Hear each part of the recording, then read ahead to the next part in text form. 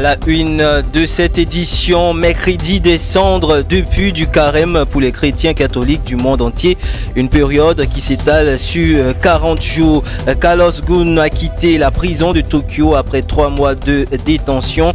L'ex-patron de Renault-Nissan a payé sa caution de plus de 8 millions d'euros. Et de nouvelles manifestations en Algérie. Des milliers de personnes sont dans les rues des différentes villes d'Algérie pour dire non à un 5e mandat du président Abdelaziz Bouteflika. Washington, de son côté, apporte son soutien aux manifestants. Merci de nous rejoindre sur First TV Africa. Soyez les bienvenus dans ce First News. C'est officiel, le carême chrétien a commencé. C'est le début d'un mois où la communauté chrétienne catholique se prive pour se préparer à la fête de Pâques, un moment où, selon la religion chrétienne, le Christ est ressuscité. La période de carême qui commence donc ce mercredi s'étale sur 40 jours. Mais c'est quoi le mercredi des cendres? Que célèbre-t-on ce jour? Réponse dans cet élément. Aujourd'hui, mercredi décembre, commence le carême. Pour beaucoup, c'est un moment triste. Et pourtant, j'ai envie de vous dire que le carême, c'est un temps de grâce qui nous est donné. Un temps de grâce pour nous préparer à la fête de Pâques. Un temps de grâce où nous sommes invités à suivre Jésus, qui se retire au désert pour lutter contre les tentations du diable. Un temps où nous sommes invités, peut-être encore plus précisément, à accompagner dans le combat de la foi des catéchumènes, ces adultes qui se préparent à recevoir le baptême la veillée pascale. Ils ont besoin de savoir que nous sommes avec eux, que nous qui sommes baptisés, nous les attendons, nous les accompagnons sur ce chemin, comme des frères et sœurs aînés. Le carême, un temps de grâce. Il a mauvaise presse, le carême, parce qu'on pense trop souvent à la pénitence, à l'aspect difficile. Mais sans doute avons-nous à retrouver cette joie de suivre le Jésus et de choisir pendant ces 40 jours, la grâce de la conversion. Une vraie conversion qui passe par des actes spirituels, la prière, par des actes de partage à l'égard de ceux qui souffrent, spécialement de la faim dans le monde, des actes aussi de jeûne, parce qu'il nous faut savoir nous priver volontairement à certains moments. Voilà bien des axes d'effort pour ce temps de carême, et je suis sûr que chacun saura trouver ce qu'il peut faire et pourra le vivre avec joie jusqu'au jour de Pâques.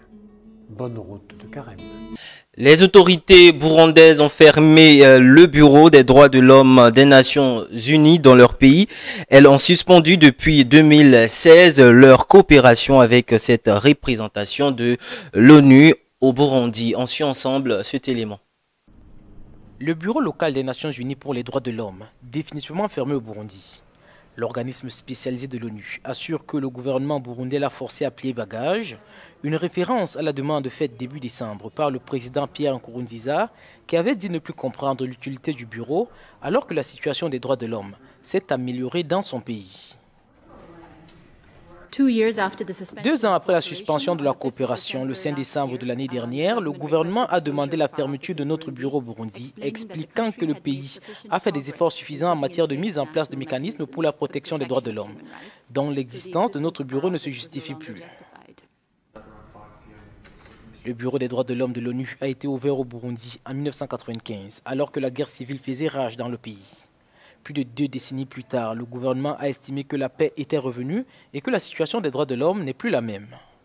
La fermeture définitive du bureau des droits de l'homme au Burundi est la conclusion de relations tendues entre l'institution onusienne et le gouvernement de Pierre Nkurunziza, régulièrement accusé dans des rapports de graves violations des droits de l'homme depuis la tentative avortée de coup d'État en 2015. Des rapports que Bujumbura a pour sa part toujours qualifiés de mensongers. Au Nicaragua, le gouvernement de Daniel Ortega et l'opposition ont annoncé avoir conclu un accord sur la feuille de route pour des négociations afin de sortir le pays de la crise politique qu'il connaît. Au thème de 5 jours de réunion, le gouvernement du Nicaragua, mené par le président Daniel Ortega et l'opposition sont parvenus à se mettre d'accord sur une feuille de route mardi 5 mars dernier dans la soirée. En vertu de cet accord, des négociations vont être accordées pour sortir de la grave crise politique que traverse le pays. La feuille de route est approuvée, a annoncé l'annonce apostolique ambassadeur du Vatican à Managua, Vladimir Stanislaw, qui aura un rôle de témoin et d'accompagnateur international selon l'accord. Les négociations se dérouleront en présence à la fois de représentants de l'Église catholique et des églises protestantes. Des garants internationaux seront désignés par consensus dans un deuxième temps pour veiller à l'application des accords visant à trouver une solution à la crise qui a fait plus de 325 morts et plongé le pays dans une récession économique. Cette feuille de route signe le retour à la table de négociation de la conférence épiscopale qui sera représentée par le cardinal et archevêque de Managua, Monseigneur Leopoldo Brenes. Les délégations qui se réuniront du lundi au vendredi ont pour objectif de conclure les négociations le 28 mars prochain. Cette date butoir pourra cependant être repoussée par consensus entre les deux délégations composées chacune de 6 membres. Pour rappel, la crise politique au Nicaragua a commencé le 18 avril 2018 par des manifestations contre le gouvernement de l'ex-Guillermo Sandinis Daniel Ortega, 73 ans. Ce dernier dénonce une tentative de putsch de l'opposition avec le soutien de l'Église et de Washington. C'est un récit de Innocent Seca. Juan Guaido, président par intérim du Venezuela, rentré au pays, s'est dit prêt à soutenir un éventuel appel syndical à la grève. Nicolás Maduro a répliqué en convoquant donc une manifestation le même jour que l'opposition. La manifestation est donc prévue le 9 mars prochain. Il était resté silencieux depuis le retour triomphal de son rival. Nicolás Maduro a finalement répliqué ce mardi alors qu'il participait à une cérémonie militaire en hommage à Hugo Chavez, décédé il y a 6 ans. Nous ne répondrons pas aux provocations, jamais. Ils peuvent continuer leur petit jeu de garçons et leurs provocations. Ici, nous sommes le pays, nous sommes le peuple. Le président vénézuélien a également appelé à manifester le 9 mars, c'est-à-dire le même jour que l'opposition. Pour Juan Guaido, qui a rencontré mardi des représentants syndicaux, Nicolás Maduro ne sait plus comment répondre à son peuple. Je pense qu'ils sont tellement plongés dans des contradictions qu'il n'y a plus aucune justification qu'ils peuvent donner. Peu importe ce qu'ils disent, personne ne les croit vraiment, pas même leur propre peuple. Maintenant, les gens autour d'eux veulent sortir de cette situation. Nous sommes plongés dans une crise sans précédent. Nous devons continuer à avancer. La veille, Juan Guaido revenait d'une tournée en Amérique latine alors qu'il avait interdiction de sortir du territoire. Nicolás Maduro l'avait menacé d'une arrestation, mais désormais, il fait face à un dilemme.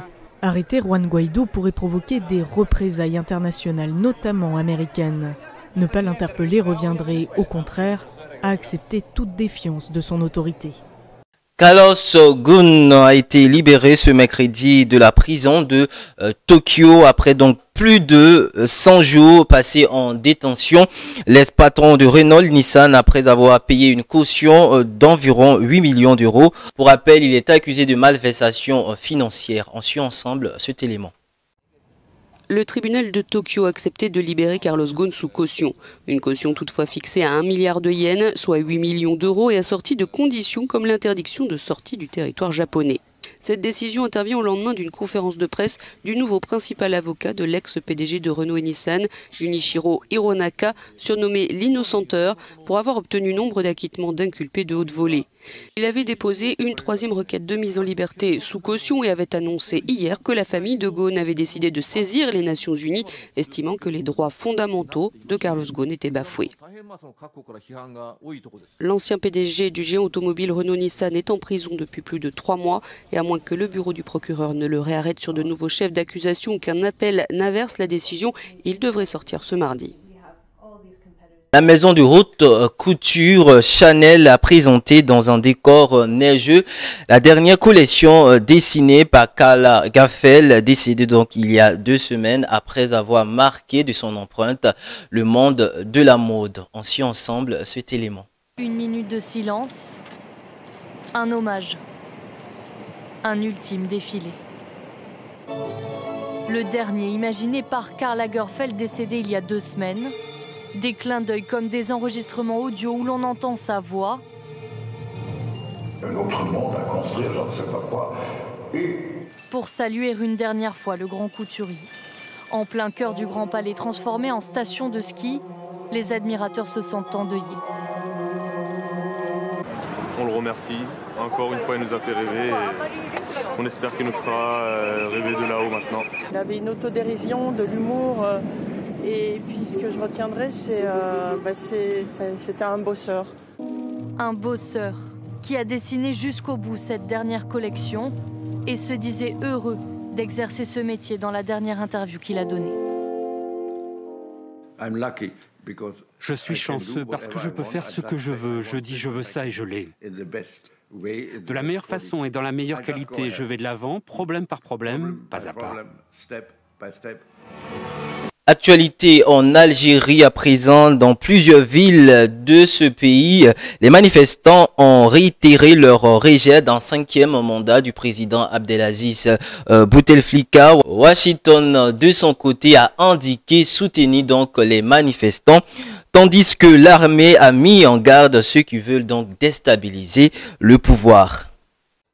L'Algérie mérite mieux, peut-on lire sur l'affiche brandie par cet étudiant. Comme lui, ils sont des milliers à avoir investi les rues de la capitale, des jeunes en majorité opposés à un 5e mandat d'Abdelaziz Bouteflika. Les slogans hostiles au président fusent. L'objectif est clair, montrer au pouvoir que la mobilisation ne s'essouffle pas. On va continuer jusqu'à ce que le pouvoir change et ça sera pacifique. Il n'y aura ni casse ni rien du tout. Des manifestations pacifiques qui s'étendent encore une fois à de nombreuses villes algériennes, Oran, Béjaïa, Sétif ou encore Tizi Ouzou entre autres. À Constantine, 3e ville du pays, des professeurs ont rejoint le cortège d'étudiants selon des médias locaux.